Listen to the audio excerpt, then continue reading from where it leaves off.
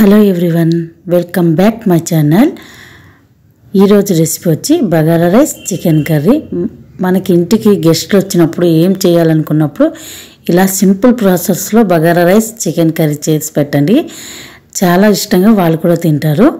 అలాగే first time నా video కానీ చూసినట్టుగైతే లైక్ చేసి సబ్స్క్రైబ్ చేసుకోండి. ముందుగా చికెన్ మసాలా కోసం కడాయిలో దాల్చిన చెక్క, 4-5 లవంగాలు, 1 స్పూన్ ధనియాలు, 1 స్పూన్ నువ్వులు, 1 స్పూన్ గసగసాలు యాడ్ చేసుకొని మీడియం ఫ్లేమ్లో వేయించుకోవాలి.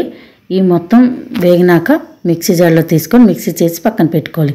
తర్వాత ఇక్కడ నేను 1/2 కిలో చికెన్ వాష్ చేసి తీసుకున్నాను.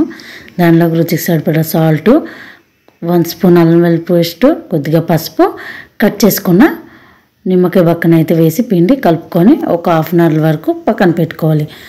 1/2 అవర్ తర్వాత కడాయి పైన పెద్ద చికెన్ కోసం వెడల్పులాంటి పాత్ర తీసుకొని 2 స్పూన్స్ ఆయిల్ వేసుకొని చిన్న కట్ చేసుకున్న ఆనియన్స్, పచ్చిమిర్చి వేసి ఒక్కసారి వేయించుకున్నాక ఫ్రెష్గా దాన్ని పేస్ట్ చేసుకుని అల్లం వెల్లుల్లి పేస్ట్ వేసి వేయించి ఇంతకుముందు వాష్ చేసి పక్కన పెట్టుకున్నాం కదా, ఆ చికెన్ అయితే వేసేసుకొని ఒక్కసారి కలుపుకొని మూత పెట్టాలి. మూత పెట్టినాక వాటర్ అంతా ఇలా దగ్గర అయిపోయినాక రుచికి సరిపడా సాల్టు, పసుపు, కారం మీరు ఎక్కువ తింటే ఎక్కువ, తక్కువ అయితే తక్కువ యాడ్ చేసుకోవచ్చు. వేసి ఒక్కసారి మళ్ళీ కలుపుకొని మూత పెట్టేసుకోవాలి.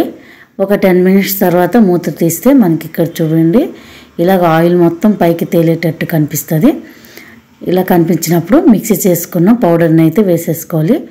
ఇక్కడ నాకు కారం సరిపోలేదు, అందుకే కాస్త కారం కూడా వేసుకున్నాను. ఆ తర్వాత వాటర్ అయితే యాడ్ చేసుకొని ఒక్కసారి కలుపుకోవాలి.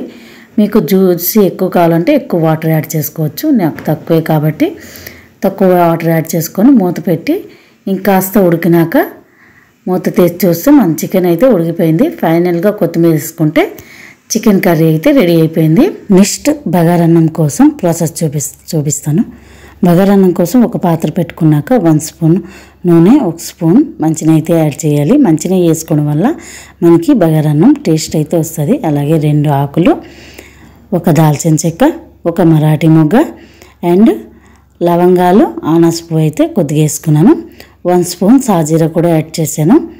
ఇవన్నీ వేసుకొని ఒక్కసారి కలుపుకోవాలి. కలుపుకున్నాక కట్ చేసుకున్న ఆనియన్స్, పచ్చిమిర్చి కూడా వేసి అవి కూడా ఒక్కసారి కలుపుకొని కలర్ చేంజ్ అయ్యే వరకు ఉంచాలి. కొద్దిగా గోల్డెన్ కలర్ వచ్చాక 1 స్పూన్ అల్లం వెల్లుల్లి పేస్ట్ కూడా వేసి కలుపుకున్నాక ఇప్పుడు నేను కట్ చేసుకున్న కొత్తిమీర కూడా యాడ్ చేస్తున్నాను. మీ దగ్గర పుదీనా ఉంటే కూడా యాడ్ చేసుకోవచ్చు.